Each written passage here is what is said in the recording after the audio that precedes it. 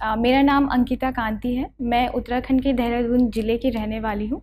ये मेरा यूपीएससी में दूसरा प्रयास है और मेरी ऑल इंडिया 137 रैंक मुझे हासिल हुई है। जिस टाइम रिज़ल्ट आया बहुत अनएक्सपेक्टेड था। खुशी भी हो रही थी और यकीन भी नहीं हो रहा था। अभी भी यकीन नहीं हो रहा है। ऐसा लग रहा है कि शायद एक बहुत अच्छा सपना है जो कभी ख़त्म नहीं होना चाहिए।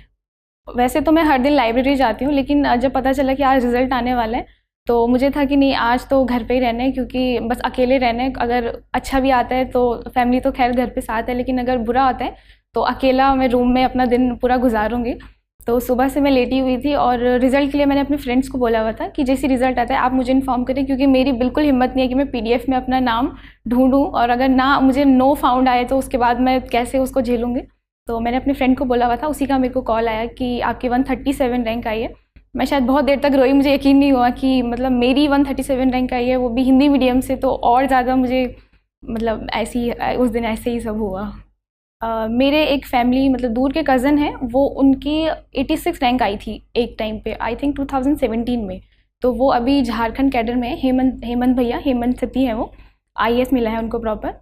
तो उनसे मुझे बहुत प्रेरणा मिली थी कि ओके, आप हिंदी मीडियम से और एक नॉर्मल सरकारी स्कूल से पढ़ने के बावजूद आप 86 रैंक ऑल इंडिया ला सकते हो और आईएएस के रूप में सर्व कर सकते हो। तो वो मेरे प्रेरणा के स्रोत रहे। तो उसके बाद मैंने बीएससी में कर रही थी साथ साथ, तो मैंने बीएससी के साथ साथ मैंने अपनी तैयारी अपने लेवल पे स्टार्ट कर दी थी। ऐसे तो बहुत सारी चीज़ें प्रिपरेशन के टाइम पे हुई कि अब जो मुझे याद है कि मैं पहले तो कुछ चेंजेस जो मैंने अपने में महसूस किए कि मुझे चेंज हुआ। पहले मैं बहुत टेम्प्रेरी पढ़ती थी, क्योंकि उस टाइम पे खैर मेरा कॉलेज भी चल रहा था। तो पढ़ती थी, फिर हर दिन रिग्रेट होता था, यार आज तो कुछ नहीं पढ़ा, पूरा दिन बर्बाद हो गया, कल से स्टार्ट करेंगे। वो जो हर एक बच्चे के साथ होता है कि कल से पढ़ेंगे, चलो कोई बात नहीं, ये तो होता ही है, सबके साथ होता है।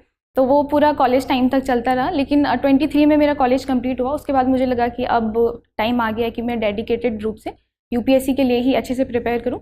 तो 2024 से मैं लगातार लाइब्रेरी में गई हूँ हर दिन, बिना कोई भी छुट्टी करे। तो मुझे लगता है कि जो एक निरंतरता है वो मेरे को काफ़ी फ़ायदेमंद इस जर्नी में मुझे महसूस हुई है।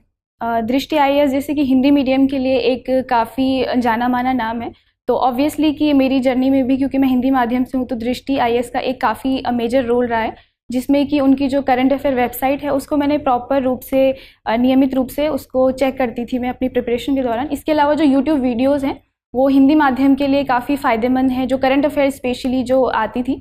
इसके अलावा विकास सर की जो मोटिवेशन वीडियोज़ होती हैं, या जो इस तरीके से वो बच्चों को एक गाइडेंस प्रोवाइड कराते, उसमें मेरा मुझे लगता है कि काफ़ी अहम योगदान रहा। इसके साथ ही मैं दृष्टि आईएएस की अस्मिता स्कीम में जुड़ी हुई थी।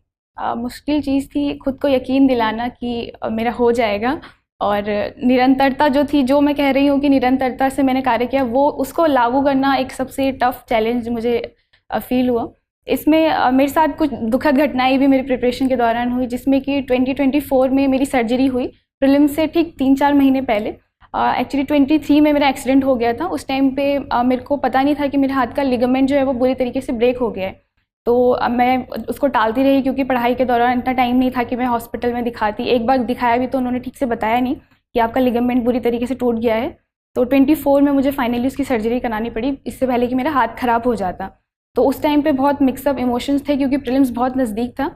तो लग रहा था कि नहीं हो पाएगा, क्योंकि अब हॉस्पिटल में ही, पहले गवर्नमेंट हॉस्पिटल से मैंने सर्जरी कराई, तो बहुत टाइम वहाँ पे भी मेरा कंज्यूम हुआ।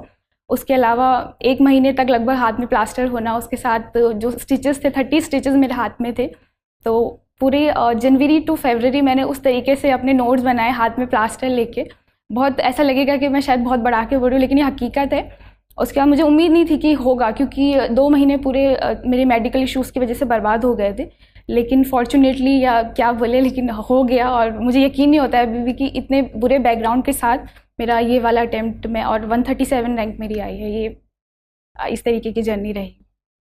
ये जो रूटीन वाला है, ये मुझे लगता है हर फेज़ का अलग अलग रूटीन होता है। प्रीलिम्स के टाइम पे आप अलग तरीके से अपना रूटीन बनाते हो, जिसमें सीसेट एक अहम भूमिका निभाता है, क्योंकि हिंदी माध्यम के जो कम रिजल्ट हैं उसमें एक सीसेट एक बहुत अहम कारण बना हुआ है कि हम लोग प्रीलिम्स पे ही बाहर हो जाते हैं। तो सीसेट एक मेजर रोल मेरे टाइम टेबल में रहता था प्रीलिम्स के टाइम पे। मेंस के टाइम पे जो शेड्यूल रहता था, उसमें मेनली जो रहता था, क्योंकि मेंस करंट अफेयर ओरिएंटेड होता है, तो करंट अफेयर को एक मेजर पोर्शन मैंने उस टाइम पे माना और करंट अफेयर्स पे बहुत फोकस किया। और मॉक्स वगैरह उतने ज़्यादा नहीं लिखे, क्योंकि कोई कोई शायद एक दिन में 3 मॉक्स भी लिखता है, लेकिन मैंने सिर्फ जितना यूपीएससी में डिमांड है कि आप एक दिन में 2 अपने 6 घंटे के मतलब आप लिखने के लिए हैबिचुअल है, मैंने उस तरीके से ही काम किया और जितना नेसेसरी था उतने ही मैंने मॉक्स दिए हैं मेंस के टाइम पे। तो और इंटरव्यू के टाइम पे तो करंट अफेयर काफ़ी इंपॉर्टेंट हो जाता है, और जो आपका डैफ है वही उस पर ही मैंने काम किया था। टिप्स में मुझे लगता है कि जो यूपीएससी के ही प्रश्न हैं जिसमें पीवाईक्यूज चाहे वो प्री और मेंस के हों, उस पर हमें ज़्यादा फोकस करना चाहिए कि किस तरीके से यूपीएससी क्वेश्चंस पूछता है और कौन से डायमेंशंस पे यूपीएससी ज़्यादा क्वेश्चन पूछता है।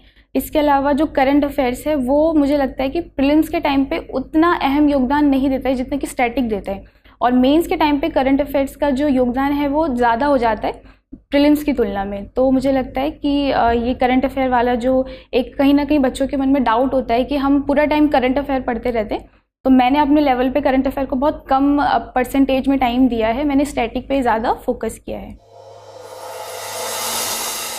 डियर व्यूअर्स, अपने एग्जाम की तैयारी को और बेहतर करने के लिए हमारे चैनल को लाइक, शेयर और सब्सक्राइब करना न भूलें।